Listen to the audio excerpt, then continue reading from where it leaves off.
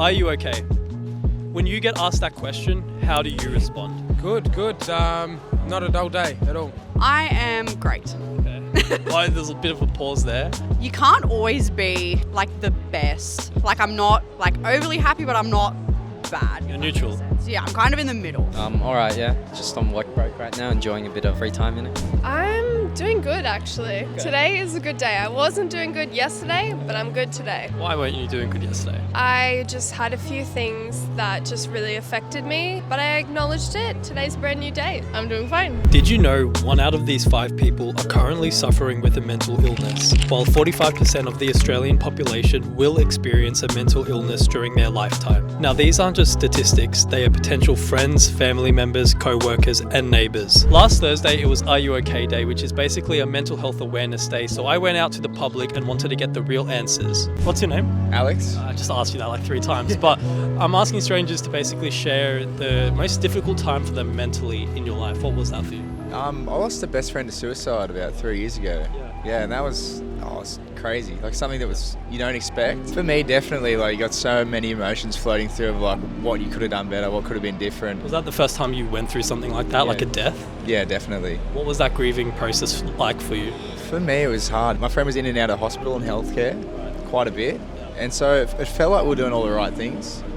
And that was the hardest bit, like when you feel like you're going on the right steps, but then at the end of the day, it doesn't work out. I suppose growing up, you always think, if this goes wrong, you do these things and it gets better. But learning that it's not necessarily always like that was tough. It's one of those things where it's like a ripple effect, right? Like what they're going through will affect so many other people's lives. How long did that affect you for? It probably still does, right? Yeah, it still does, definitely. Yeah, like every day I miss my friend. A couple years ago, I had a traumatic event happen with me. I don't want to go into details, but it did affect me. And, I did deal with it for years. But after a while, you just get over it, You can either destroy yourself or it makes you. You seem like a very sort of confident and well-rounded person, just from first impressions. How did you overcome something traumatic? Because I feel like trauma has the ability to sometimes destroy people. I think, setting that energy in another place, working out or, doing things, growing yourself, you get your mind off those things, and then after a while it always slowly fades away, you know what I mean? Would you say it's completely faded away, or is it still sort of there but you're just learning to live with it? Yeah, it's all gone. I mean, for me, it's like I've had a fair amount of what I call character development. So I've experienced like a fair amount of like family deaths, that sort of thing, like graphic shit as like a child. So I was born overseas during war in the 90s, seeing like a lot of the kind of stuff that you would only see in movies and that sort of stuff. I saw that in real life. So now when I think about it, it like takes you back to a very dark place. And every time I do think about it, it's very like overwhelming. Is that something that you seek help for, or is it something that you do your own internal work for? So I always tell people, like, if they're coming to me and asking me for help, like I'm like the what I call grandmother figure. So like I give all the advice, but then I'm the one that just has all the problems. Probably going through my injuries, which I'm still going through now. Back when I first had them, before I had like treatment from a physio and everything, it was like there's no light at the end of the tunnel for me. I'm still injured, but there's a light at the end of the tunnel now. What are the injuries? So it's a rotator cuff injury, and then it's an injury in my adductors as well. I'm a powerlifter. Is that why it like affected you so much, because it took you out of competing or just training in general? I've got a comp coming up in like 14 weeks. Every week, just knowing that I'm getting closer and closer to it, but I can't train to my fullest, it drains you down mentally. What am I training for at this point? I battled with mental health, anorexia. That was just an ongoing struggle that really affected me, but I managed to have so much support and just be able to get through it, which was, family, friends, so important. And, really just making sure that you are checking up on people. With the risk of sounding like ignorant, how long did you go through that? I would say it was probably 2 years. Was there a cause, or is it something that just sort of naturally happened? I think it was just a reflection of me not loving myself, and I think it was just a built-up of also childhood trauma. Also just mental health issues do run in the family, so that does play significance. Cards are stacked against you. Yeah. Why didn't you love yourself? That's a good question. I don't think I have the answer to that just yet. I think because of COVID, a lot of depression. Now I'm doing good. 3 years ago, I was really deep down. Can I ask why? I didn't like the system and that I was stuck and everyone was pushing me to do things for work and study, and I just want to be free. How did you cope with, all of the stuff that you went through after him committing suicide? At the time, I'd say there was quite a bit of like going out drinking, but then also just taking it to the next level. Like not so much drinking, but medicating in a way. Like you just sort of want to just black out and forget about things. Yeah. But it took a while to get out of that, definitely. I was really lucky in the sense we have a really good group of friends and a really close support network, and that's the biggest thing for me, and would help a lot of other people too, is that if something's going on, you've got so many people around you that love you. It's like a big obsession of mine to make it in this, so I kind of base myself around that a lot. And when I can't do that to the best, I lose a part of my identity.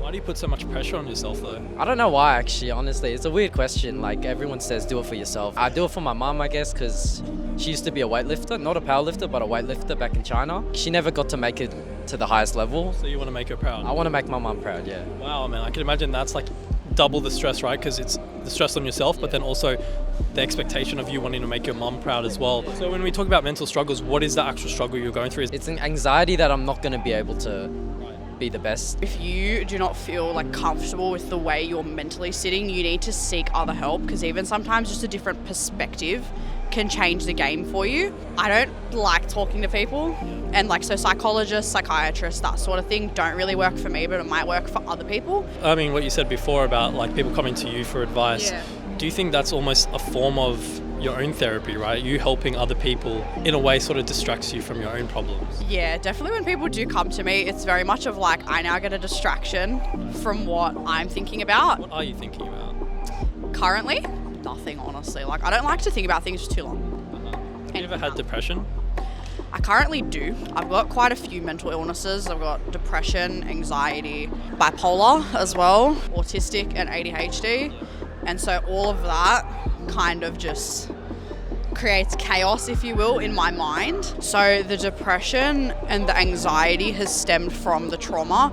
The ADHD, the bipolar and the autism comes from genetics, because my parents have it, and so do all my other siblings, that sort of thing. What is the way that you're coping with this? Internal work is huge for me. I've come to a stage where I can really just reflect and just help myself through it, but also I have really amazing support. That thing that you went through, how did it affect you mentally? It was always on my mind, in the back of my mind. It was disgusting, you know what I mean, the thing that's happened, but I realised it wasn't, I was young at the time, I couldn't do much about it. What was the hardest thing at that time for you? Was it the pressure of everyone telling you what to do and you felt like you couldn't be yourself? I think the pressure from everyone around you, and that you're not knowing what you want, and you're pretty young, and you feel like you need to know everything already, but you have your whole life in front of you. How long did you go through that? Very long, actually. My deepest point was 18 years old, but it was also 3 years earlier and 3 years later. What was that deepest point like for you? Like, what was your mental state like? Everything is just shit. So you hate everything, you hate everyone. Everyone wants to help you and you're just pushing everyone away. I suppose that for me, the process of with my own mental health is getting older and sort of learning a lot from it. Is now recognising if other people are going through things, to be straight onto that and get them help if they need it. Now that you've been through a situation, what can you see in someone else that would prompt you to think, or maybe he's going through something? For one, probably if someone's using substances quite a bit, or if they're getting a bit dissociated from friends, that's a big one for me. So if you see people who would normally be really chirpy or chipper all the time, they're sort of now being a bit quiet, not hanging out with anyone, sort of being by themselves a lot more, because people in that state of mind, they feel like a burden on everyone. Sure. And a lot of people struggle with that, like having a good support network that they feel like they can be open and vulnerable with. Oh, definitely. Yeah, because some people might not have that, which sucks. Yeah. I count myself pretty lucky to have a good support network. But if you don't have one, you can always, try new things, look for new people, build one. Reach out to professionals, I guess. If you're talking to someone in that situation, just listen more. more. People might be just venting to you. They don't want to hear answers. Yeah. And that will frustrate people. So just listening, no matter what they say, if it sounds stupid to you, or if you think, oh, do this, it'll make it better, people don't want to hear that. So they just want someone to listen to them. Do you think, especially with issues like this, people don't want facts or like ways out of it? They sort of just want someone to listen to them and 100%. hear them out. 100%. That's what I had to learn, because usually when things go wrong, I'm always thinking like, oh, how do we fix It's this? the rational mind. 100%, yeah. But then people don't want that. They just want to be listened to and understood that that's what they're going through. I agree. And it's always going to be something pretty irrational with those sort of things as well. Imagine there was a version of you that went through exactly what you went through. What advice would you give that person? To not overthink and to just take a moment and to stop like overworking yourself. Because for me, I'm on the go all the time and I forget to like just take a break and really take in what's going on. I've missed out on a lot of things because of either working, mental health issues, that sort of thing. My only advice is just slow down. You know what? Just don't give up. You know, focus on yourself, grow yourself, be a better person.